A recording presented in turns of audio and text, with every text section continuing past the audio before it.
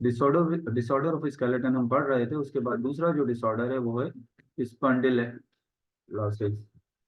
दूसरा जो डिसऑर्डर है वो है, फिर कट रही है, भले कटें तो चलो मैं इसको रिकॉर्डिंग सेंड कर दूंगा, आप सब सुनो।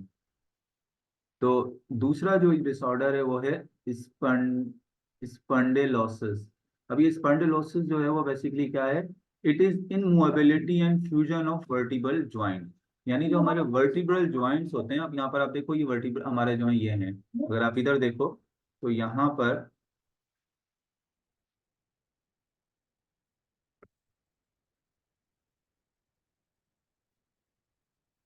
ये देखो, एक मिनट में आपको दिखाता हूँ।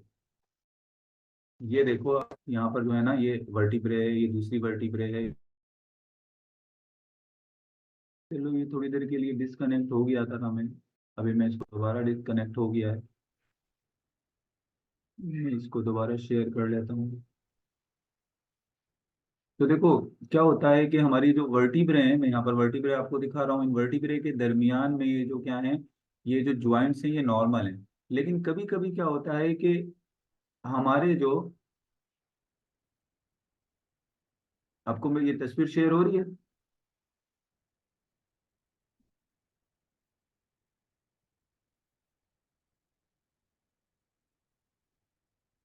चलो, तो बाज दफा क्या होता है कि हमारे जो, क्या होता है कि it's immobility and fusion of vertebral joint, यानी वर्टिब्रल ज्वाइंट जो है वो इनमूवेबल हो जाते हैं और आपस में क्या हो जाते हैं, ये फ्यूज हो जाते हैं। आप इधर देख रही हो कि यहाँ ब्लू कलर के जो बने हुए हैं, ऊपर वाले तो सही हैं, लेकिन नीचे वाले जो वर्टिब्रल ज्वाइंट्स हैं ब्लू कलर के, आपस में फ्यूज हो गए।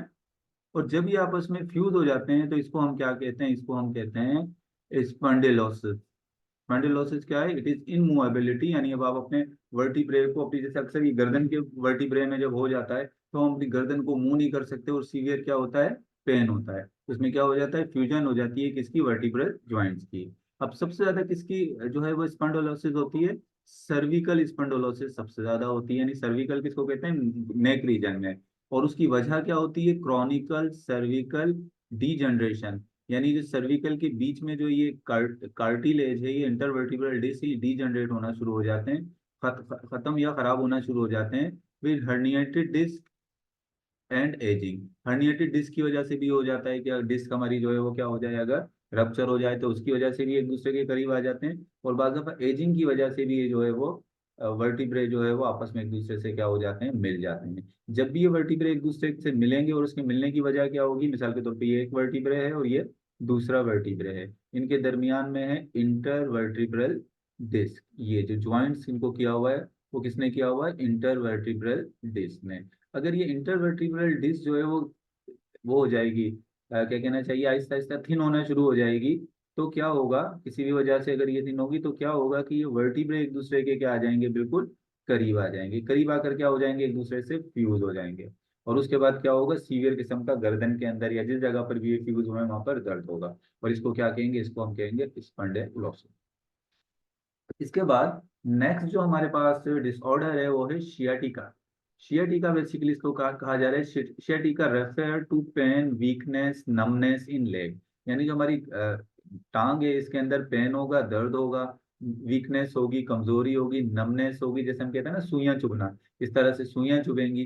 तो इसको हम क्या कहेंगे? इसको ये होती है शियाटिका। शियाटिका क्यों होती है? It cause due to injury और प्रेशर ऑन शियाटिक नर्व। ये देखें हमारी वर्टिब्रल कॉलम से ये ब्लू कलर की एक जो नर्व निकल रही है, ये शार्टिक नर्व है। अगर शार्टिक नर्व की इंजरी हो जाए, ये ब्रेक डाउन हो जाए, या इसके ऊपर कोई प्रेशर आ जाए, तो उसकी वजह से क्या होता है, नीचे ये हमारी टांग में जो है वो सीवियर क्या होता है, पेन होता है, कमजोर हो जाती है, वीक हो जाती है, नमनेस होती है। और टांग की ये जो नमनेस होती है, वीकनेस होती है, किसकी वजह से हो? अगर ये शियाटिक नर्व के प्रेस होने की वजह से या उसकी इंजरी की वजह से हो, तो इसको हम कहते हैं शियाटिका।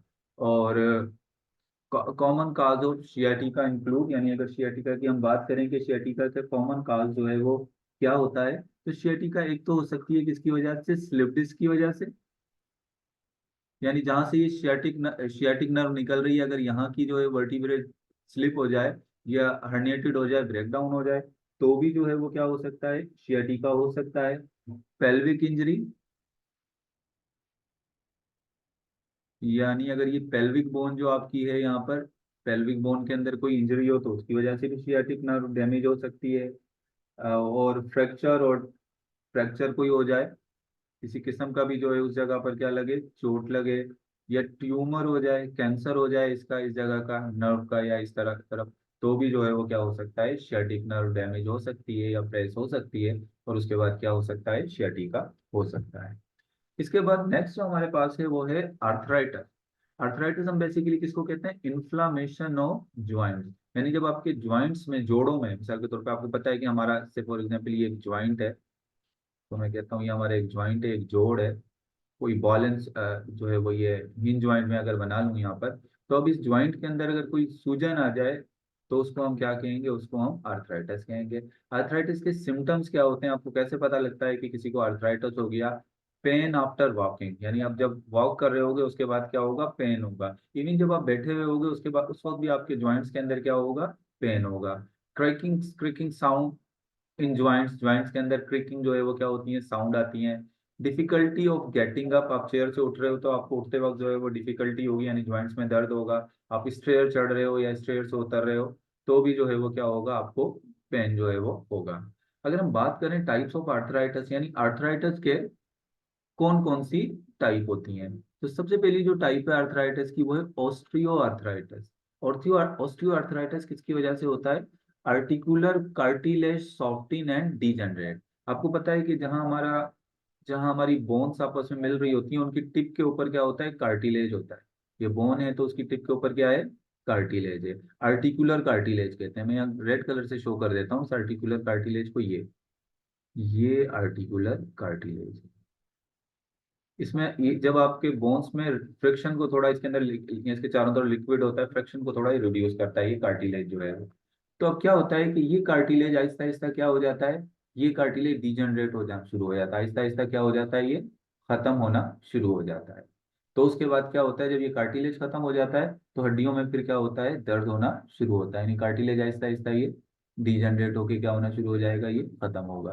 तो फिर आपकी बोन्स के अंदर क्या होगा, यहाँ पर ज्वाइंट्स के अंदर जो है वो पेन होना शुरू हो जाएगा। ये ऐसे कार्टिलेज में भी पेन होगा। और किस जगह पर होता है, ज्यादातर नी में होता है, हिप के अंदर होता है, और वर्टिब्रे के दरमियान में जो है ये कार्टिलेज जो है वो क्या हो सकते हैं, वो डिजनरेट हो सकते हैं। बोन एक दूसरे के फिर क्या आ जाएंगी, करीब आ जाएंगी। इसके अलावा दूसरा अर्थराइटिस जो है वो रियोमेटेड अर्थराइटिस है। रियोमेटेड अर्थराइटिस जो है वो ऑटोइम्यून डिसऑर्डर है। ऑटोइम्यून डिसऑर्डर का मतलब क्या है, आपके बॉडी के जो सेल्स हैं, इम्यून सेल्स, आपके अपने ही बॉडी के सेल्स पर क्या कर दें, अटैक कर दें।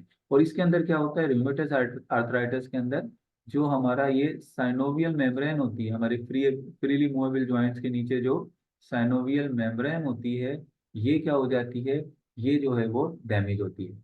इसके ऊपर जो है वो क्या करते हैं, आपके जो इम्यून सेल्स हैं वो इस पर क्या कर देते हैं, इसके ऊपर जो है वो ये साइनोवियल मेम्ब्रेन जो है वो क्या होती है, इन्फ्लेम हो जाती है, यानी इसमें इन्फ्लामेशन आ जाती है।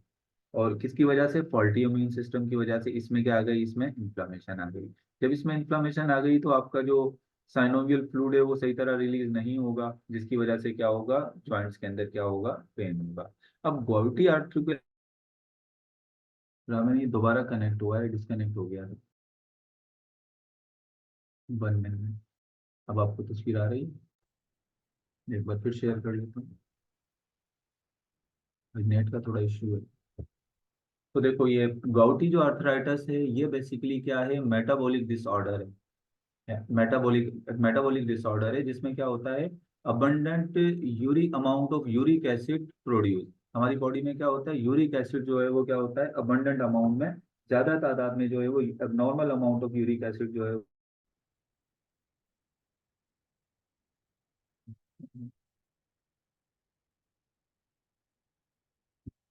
हाँ देखो ये जो है वो, your screen share is loading.